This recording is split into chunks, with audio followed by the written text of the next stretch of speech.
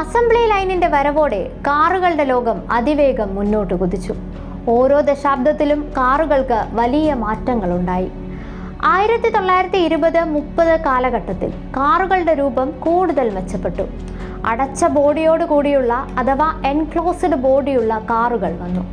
വേഗതയും സുരക്ഷയും വർദ്ധിച്ചു. 1950-60കളോടുകൂടെ റോഡുകൾ കൂടുതൽ വികസിച്ചു. എഞ്ചിനുകളുടെ ശക്തി കൂടി. കാറിന്റെ സ്റ്റൈലിനും സൗകര്യത്തിനും പ്രാധാന്യം നൽകി തുടങ്ങി.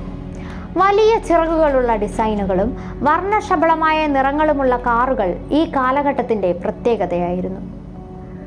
1970കളോടെ ഇന്ധനക്ഷാമം ഒരു പ്രധാന പ്രശ്നമായി ഉയർന്നു വന്നു. ഇത് കൂടുതൽ മൈലേജ് നൽകുന്ന ചെറിയ കാറുകളുടെ നിർമ്മാണത്തിന് വഴി തുറന്നു. സുരക്ഷാ ഫീച്ചറുകൾക്കും ഊന്നൽ നൽകി തുടങ്ങിയത് ഈ കാലഘട്ടത്തിലാണ്.